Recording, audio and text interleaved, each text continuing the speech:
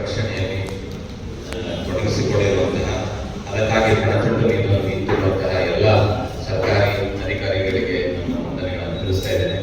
ಹಾಗೂ ಈ ಒಂದು ಕಾರ್ಯಕ್ರಮದಲ್ಲಿ ಉಪಸ್ಥಿತರಿರುವಂತಹ ಪಂಚಾಯಿತಿ ಅಭಿವೃದ್ಧಿ ಇಲಾಖೆಯ ಎಲ್ಲ ಅಧಿಕಾರಿಗಳೇ ಹಾಗೂ ನಮ್ಮ ಒಂದು ಕರೆಗೆ ಹೋಗ್ಬಿಟ್ಟು ನಾವು ವರ್ಕ್ ಮಾಡ್ತಾ ಇರುವಂತಹ ಪ್ರಾಜೆಕ್ಟ್ಗಳಿಂದ ಬಂದಿರತಕ್ಕಂಥ ಗ್ರಾಮದ ಮುಖಂಡರುಗಳೇ, ಗ್ರಾಮ ಪಂಚಾಯಿತಿಯ ಅಧ್ಯಕ್ಷರುಗಳೇ ಹಾಗೂ ಎಲ್ಲ ನಮ್ಮ ಒಂದು ಕಾರ್ಯವ್ಯಾಪ್ತಿಯಲ್ಲಿ ಕೆಲಸ ಮಾಡ್ತಾ ಇರ್ತಕ್ಕಂಥ ನಮ್ಮನ್ನ ಇಲ್ಲಿವರೆಗೆ ಸಹಕಾರ ನೀಡಿಕೊಂಡು ಬರ್ತಾ ಇರುವಂತಹ ಪ್ರತಿ ಗ್ರಾಮದ ಬಾಲಮಿತ್ರ ಗ್ರಾಮದ ಎಲ್ಲ ನಮ್ಮ ಒಂದು ಸಪೋರ್ಟ್ ಮಾಡ್ತಾ ಇರುವಂಥ ಎಲ್ಲ ಮುಖಂಡರುಗಳಿಗೆ, ಯುವಕರಿಗೆ ನಾನು ಮಧ್ಯಾಹ್ನದ ವಂದನೆಗಳನ್ನ ತಿಳಿಸಲಿಕ್ಕೆ ಇಷ್ಟಪಡ್ತೇನೆ. ನಿಮಗೆಲ್ಲ ಗೊತ್ತಿದೆ, ಮಹೇಶ್ವರಿಗೆ ಹೇಳಿದ್ರು ಈ ದಿನ ಏನು ಒಂದು ಅಂತರ್ ಇಲಾಖಾ ಸಮನ್ವಯ ಸಮಿತಿ ಮಹಿಳೆಯರು ಮತ್ತು ಮಕ್ಕಳಿಗೆ ಸಂಬಂಧಪಟ್ಟಂತೆ NGO ಜೊತೆ ಒಂದು ಮೀಟಿಂಗ್ ಇಟ್ಕೊಂಡಿದ್ದೀವಿ. ಸೊ ರೆಗ್ಯುಲರ್ ಆಗಿ ಆಗ್ತಿದೆ. ನಮ್ಮ ತಾಲೂಕಿನಲ್ಲಿ ಇದೊಂದು ಪ್ರತಿಯೊಂದು ಹಂತದಲ್ಲೂ ಮುಂಚೂಣಿಯಲ್ಲಿದ್ದೀವಿ.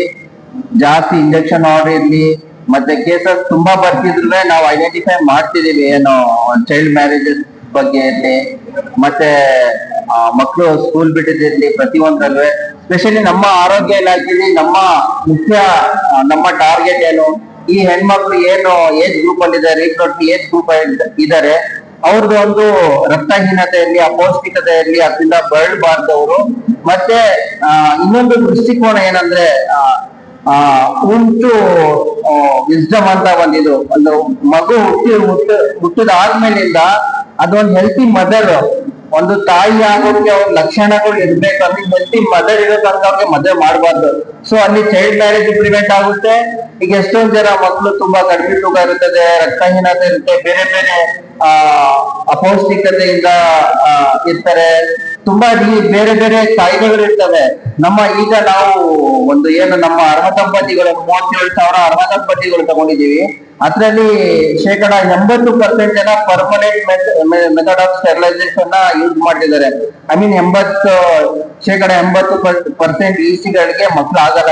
ಅಷ್ಟು ಜನ ಪರ್ಮನೆಂಟ್ ಮೆಥಡ್ ಆಫ್ ಸ್ಟೆರಿಲೈಸೇಷನ್ ಇದೆ. ಸೊ ರಿಮೈನಿಂಗ್ 20% ಇದ್ದಾರೆ. ಇವ್ರನ್ನ ಪ್ರತಿಯೊಬ್ಬರಿಗೆ ಏನ್ ತೊಂದರೆ ಇದೆ ಅವ್ರಿಗೆ ನಾವು ಟ್ರ್ಯಾಕ್ ಮಾಡ್ತಿದೀವಿ. ಎಷ್ಟೋ ಜನಕ್ಕೆ ಇನ್ಫರ್ಟಿಲಿಟಿ ಪ್ರಾಬ್ಲಮ್ಸ್ ಇದೆ, PCOD ಪ್ರಾಬ್ಲಮ್ಸ್ ಇರುತ್ತೆ, ಮತ್ತೆ ಪ್ಯಾನ್ ಪ್ಲಾನಿಂಗ್ ಯೂಸ್ ಮಾಡಲ್ಲ. ಸೊ ಇದಕ್ಕೆ ನಾವು ಪ್ರತಿಯೊಂದು ಹಳ್ಳಿಯಿಂದ ಆಶಾ ಕಾರ್ಯಕರ್ತೆಯಿಂದ ಹಿಡಿದು CHO ಇಂದ ಹಿಡಿದು PHOಗಳು, ಮೆಡಿಕಲ್ ಆಫೀಸರ್ಸ್, ಮತ್ತೆ ಲಾಸ್ಟ್ ಫೈನಲ್ ಏನಾದ್ರು ಅವ್ರಿಗೆ ಪ್ರಾಬ್ಲಮ್ಸ್ ಇದ್ದಾಗ ಇಲ್ಲಿ ಫಿಸಿಷಿಯನ್ ಸ್ಪೆಷಲಿಸ್ಟ್ ಅಂತ ತೋರಿಸ್ತಿದೀವಿ. ಇದು ಮತ್ತೆ ಮಕ್ಕಳಲ್ಲಿ ಹುಟ್ಟಿದಿಂದ ಹಿಡಿದು ಮತ್ತೆ ಅವರು 15 ವರ್ಷ ತನಕ ನಮ್ಮಲ್ಲಿ ಲಸಿಕೆ ಕಾರ್ಯಕ್ರಮ ಇದೆ. 15 ವರ್ಷ ತನಕ ಒಟ್ಟು 7 ಬಾರಿ ನಾವು ಲಸಿಕೆ ಮಾಡ್ತೀವಿ. ಅದ್ರಲ್ಲಿ ನಮ್ಮ ಚಾಮರಾಜನಗರ ಜಿಲ್ಲೆ ಮೊದಲು ಹಿಂದೆ ಇತ್ತು, ಈಗ ಸ್ಟೇಟ್ ಅಲ್ಲೇ ನಂಬರ್ 1 ಲಸಿಕೆ ಅಭಿಯಾನದಲ್ಲಿ ನಮ್ಮ ಚಾಮರಾಜನಗರ ಇದೆ. ಜೊತೆಲಿ ನಮ್ಮ ಗುಂಡ್ಲುಪೇಟೆ ತಾಲೂಕು ಕೂಡ ಮಕ್ಕಳ ಲಸಿಕೆ ಕಾರ್ಯಕ್ರಮದಲ್ಲಿ ಹುಟ್ಟಾಗ ಒಂದ್ಸರಿ ಹಾಕ್ತಿವಿ, 1.5 ತಿಂಗಳಿಗೆ, 2 ತಿಂಗಳಿಗೆ, 3 ತಿಂಗಳಿಗೆ, 9 ತಿಂಗಳಿಗೆ, ಮತ್ತೆ 1 ವರ್ಷಕ್ಕೆ, ಮತ್ತೆ 5 ವರ್ಷ, 10 ವರ್ಷ, 15 ವರ್ಷ, ಈ ತರ ಮಕ್ಕಳಿಗೆ ಯಾವ್ದು ಲಸಿಕೆ ಮಿಸ್ ಮಾಡದಂತೆ ಮಾಡ್ಕೊಂಡು ಹೋಗ್ತೀವಿ. ಇದ್ರ ಜೊತೆಗೆ ತಾಯಿ ಮರಣಗಳು ಕೂಡ ನಮ್ಮಲ್ಲಿ ಯಾವ್ದು ಆಗಿಲ್ಲ ಸದ್ಯಕ್ಕೆ, 0 ಲೆವೆಮಾರ್ ಇದೆ. ಇನ್ನೊಂದು ಇನ್ಫ್ಯಾಂಟ್ ಮಾರ್ಟಾಲಿಟಿ ರೇಟ್ ನಮ್ಮ ಕರ್ನಾಟಕ ಮತ್ತು ಭಾರತ ದೇಶದ ಒಂದು ಸೂಚ್ಯಂಕ ತಗೊಂಡ್ರೆ ನಮ್ದು 13ಗಿಂತ ಕಡಿಮೆ ಇದೆ. ನಮ್ಮ ಗುಂಡ್ಲುಪೇಟೆಯಲ್ಲಿ ಇನ್ನೂ ಕಡಿಮೆ ಮಾಡಬೇಕು. ನಮ್ಮಲ್ಲಿ ಜನನ ಪ್ರಮಾಣ ಕಡಿಮೆ ಇರೋದ್ರಿಂದ ಸಾವುಗಳು ಏನಾದ್ರು ಒಂದಾದ್ರೆ ಅದು ಪ್ರಮಾಣ ಜಾಸ್ತಿ ಆಗುತ್ತೆ. ಸೊ ಈ ನಿಟ್ಟಿನಲ್ಲಿ ನಮ್ಗೆ ಸರ್ ಇರ್ಲಿ, ಮತ್ತೆ CDPO ಮೇಡಮ್ ಇರ್ಲಿ, ಮತ್ತೆ ಬೇರೆ NGOs ಇರ್ಲಿ, ಬೇರೆ ಡಿಪಾರ್ಟ್ಮೆಂಟ್ ಅವರು ತುಂಬಾ ಸಪೋರ್ಟ್ ಮಾಡ್ತಿದ್ದಾರೆ. ಸೊ ಇದೇ ತರ ನಮ್ಮ ತಾಲೂಕಿನ ಬಾಲ್ಯ ಮುಕ್ತ ಮತ್ತೆ ಅಪೌಷ್ಟಿಕತೆ ಮುಕ್ತ, ಇದೇ ತರ ಕ್ಷಯ ಮುಕ್ತಾನು ಮಾಡಿದೀವಿ 34 ಪಂಚಾಯತಿ ಅಥವಾ 19 ಪಂಚಾಯತಿ.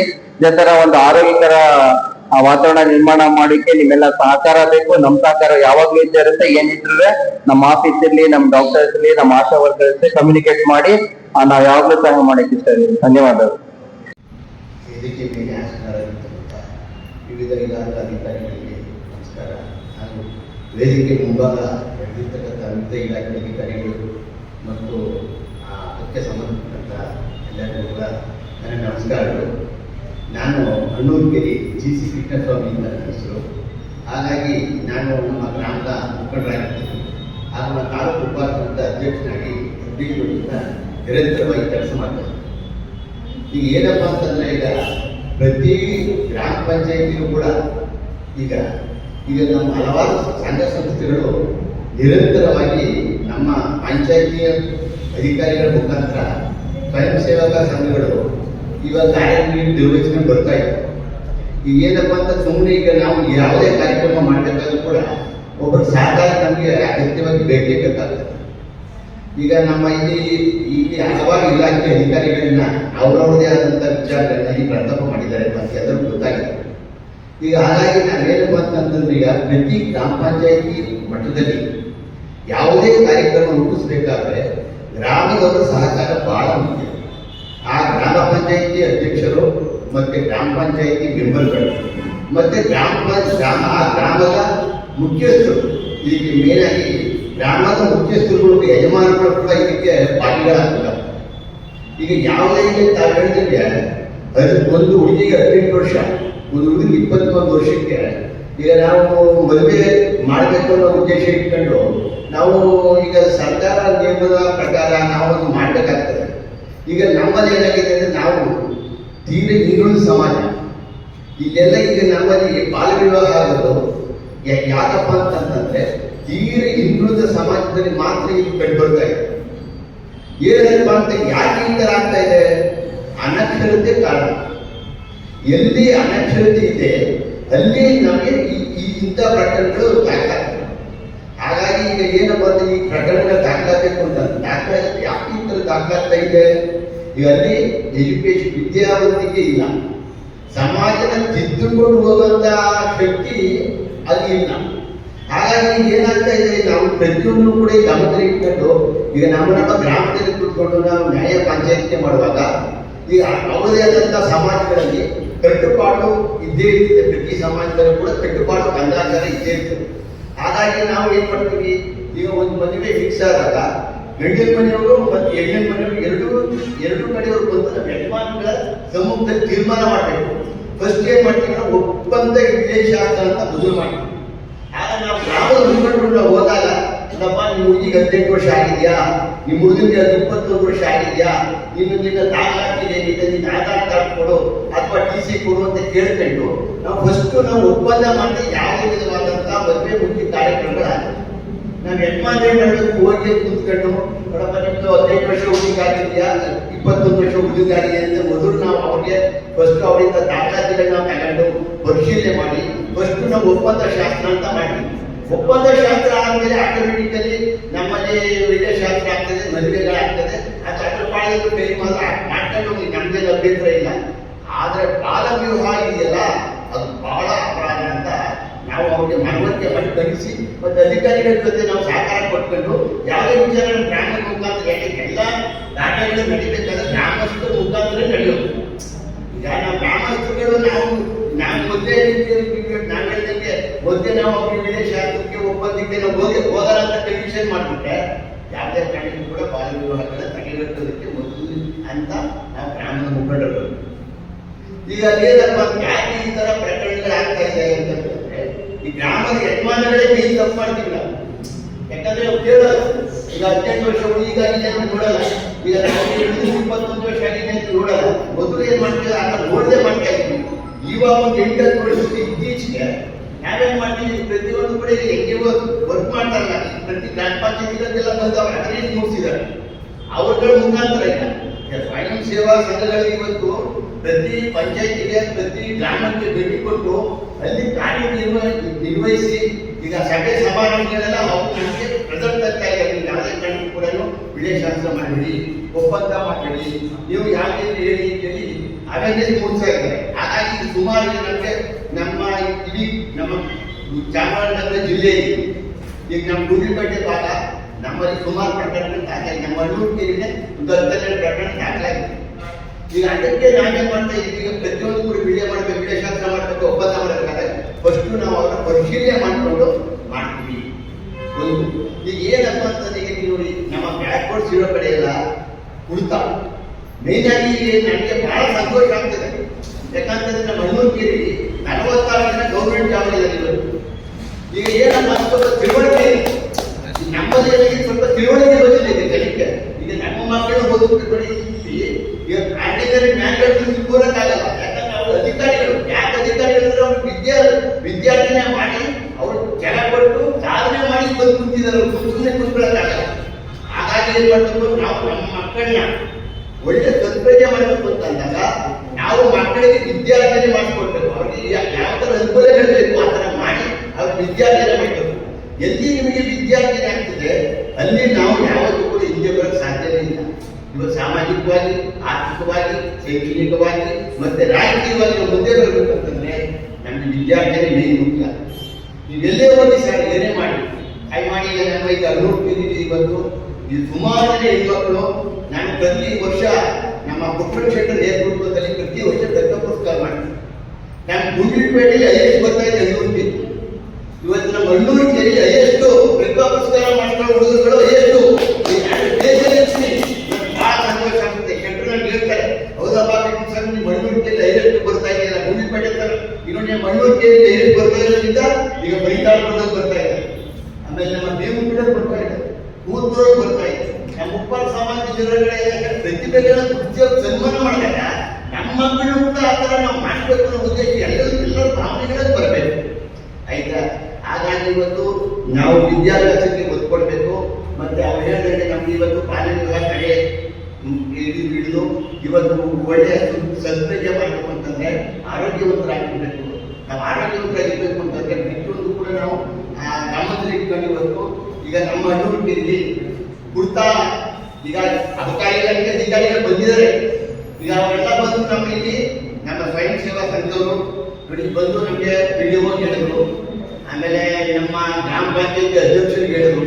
ಈ ಏನು ಮಾಡೋದು ಕೂಡ ಅಲ್ಲಿ ನಮ್ಮಲ್ಲಿ ಬರ್ತಾ ಇದ್ದಿಲ್ಲ, ಹಿಡಿತಕ್ಕೆ ಬರ್ತಿದ್ದಿಲ್ಲ.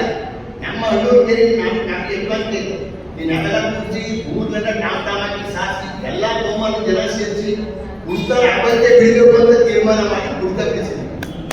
ಈಗ ಕುರ್ತಾ ಕೆಲವೊಂದು ಜನ ಮಾಡೋದು 50,000, ಅವ್ರು ಕುಡಿದೋದು 50,000, ಅವ್ರು ಹಿಡ್ಕೊಂಡವ್ರು 25,000 ಬಹುಮಾನ ಅಂತ ಹೇಳಿದ್ರು. ಒಂದು ಯಾಕೆ ಆ ಥರ ಮಾಡಿದ್ವಿ ಅಂತಂದ್ರೆ ನಮ್ಮಲ್ಲಿ ಫುಲ್ಲು ನಮ್ಮಲ್ಲಿ ಏನಾಗಿದೆ, ಬೆಳಿಗ್ಗೆಯಿಂದ ಸಂಜೆವರೆಗೆ ನಾವು ಭೂಮಿನ ನಾವು ನಂಬಿಕೊಂಡು ಬದುಕುವಂತ ಜನ ನಾವು, ರೈತರು ನಾವು. ಈಗ ದಯಮಾಡಿ ಏನಾಗ್ತದೆ, ಬೆಳಿಗ್ಗೆ ಸಂಜೆವರೆಗೆ ಒಂದು 300 ರೂಪಾಯಿ 400 ರೂಪಾಯಿ ಹೆಣ್ಮಗಳು ಕೂಲಿ ಕೆಲಸ ಮಾಡ್ಕೊಂಡ್ಬಂದು ಜೀವನಕ್ಕೆ ಆಧಾರ ಮಾಡ್ಕೊಂಡ್ಬಂದಾಗ ಅದರ ಸಂಜೆ ಟೈಮಲ್ಲಿ ಗಂಡ ಬಂದು ಅದನ್ನ ಕಿತ್ಕೊಂಡು ಕುಡ್ಬಿಟ್ಟು ಅದೆಲ್ಲ ಕಾಟಿಗೆ ಸ್ಟಾರ್ಟ್ ಆಗ್ತದೆ. ಮನೆಗಳಲ್ಲಿ ನೆಮ್ಮದಿ ಇರೋಲ್ಲ. ಇಲ್ಲಿ ತಂದೆ ತಾಯಿಗಳು ನೆಮ್ಮದಿ ಇರಲ್ಲ, ಮಕ್ಕಳು ಕೂಡ ನೆಮ್ಮದಿ ಇರೋಲ್ಲ. ಆವಾಗ ಅದನ್ನು ಕೂಡ ಎಜುಕೇಶನ್ ಕುಂಟಾಗ್ತದೆ. ಯಾಕಂದ್ರೆ ಮಕ್ಕಳಿಗೆ ನಾವು ಒಳ್ಳೆಯದನ್ನ ನಾವು ಮಾಡಿಲ್ಲ ಅಂತಂದ್ರೆ ಮಕ್ಕಳಿಗೆ ನಾವು ಒಳ್ಳೆ ವಿದ್ಯಾಭ್ಯಾಸ ಮಾಡೋದಾಗಿ ಅಲ್ಲ. ಅವರು ಮಕ್ಕಳು ಕಾಮಿಡಿ ಏನ್ ಬಂದು ನೋಡಪ್ಪ ನಮ್ಮ ತಂದೆ ತಾಯಿಗೆ ಜಗಳ ಮಾಡ್ತಾ ಇದ್ದಾರೆ, ನಾವೇನು ಓದ್ಬಿಡೋದು, ಅದು ವಿದ್ಯಾಭ್ಯಾಸಕ್ಕೂ ನಾವೇ ಅವರಿಗೆ ಬಹಳ ಅನ್ಯಾಯ ಮಾಡ್ತಾರೆ. ಹಾಗಾಗಿ ನಾವೆಲ್ಲ ಮನೆಯಲ್ಲೂ ಫಸ್ಟ್ ನಮ್ಮ ಹಣ್ಣೂರು ಕೇಳಿ ಕುಡಿತ ಮತ್ತು ಇಸ್ಪಿಟ್ಟು ಎರಡನ್ನೂ ಕೂಡ ನಾವು ಬ್ಯಾನ್ ಮಾಡೋದು.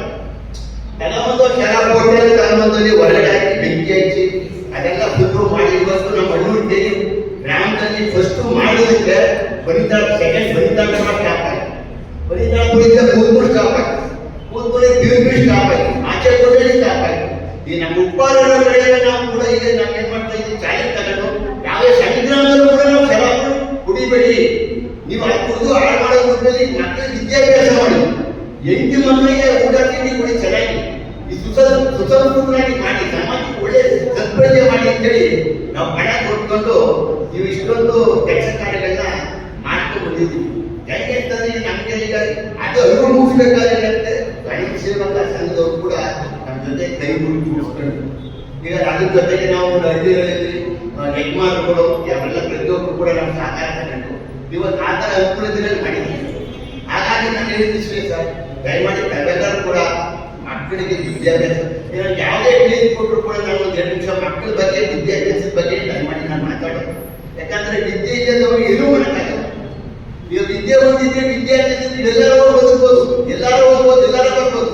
ವಿದ್ಯೆನೇ ಇಲ್ಲ ಅಂತಂದ್ರೆ ಅವನೇನೂ ಮಾಡೋಕ್ಕಾಗಲ್ಲ. ಆ ಮನೆಗಳಲ್ಲಿ ಕೂಡ ನೆಮ್ಮದಿ ನೀರಿರಲ್ಲ. ಈಗ ಇವತ್ತು ಏನಾಗಿದೆ, ಈಗ ಸುಮಾರು ನಮಗೆ ಗುಂಡಿಪೇಟೆ ತಾಲೂಕು ಬರಭೂಮಿ ಆಗಿದೆ. ಈಗ ವ್ಯವಸಾಯ ಹೋಗ್ಬಿಟ್ಟೆ ಬಾಳುವಂತ ಜನ ನಮ್ಮ ಹಳ್ಳಿಗಾಡಿನ ಜನ. ಹಾಗಾಗಿ ನಾವು ಸಮಯ ಸಿಕ್ಕಾಗ ದಯಮಾಡಿ ಮಕ್ಕಳಿಗೆ ವಿದ್ಯಾಭ್ಯಾಸ ಮಾಡಿದ್ವಿ, ವಿದ್ಯಾರ್ಥಿ ಮಾಡಿರ್ತೇವೆ. ಇಷ್ಟೆಲ್ಲ ಅನುಕೂಲತೆಗಳನ್ನ ಮಾಡಕ್ಕೆ ಒಂದು ವ್ಯವಸ್ಥೆ ಇರ್ತೀವಿ. ದಯಮಾಡಿ ನಾವು ಇಷ್ಟು ಮಾತಾಡಕ್ಕೆ ನನಗೆ ಏನು ನಾನು ಗೊತ್ತಿಲ್ಲ. ದಯಮಾಡಿ ಇಷ್ಟೊಂದು ಮಾತಾಡಕ್ಕೆ ಅವಕಾಶ ಪಡ್ಬೇಕಂತ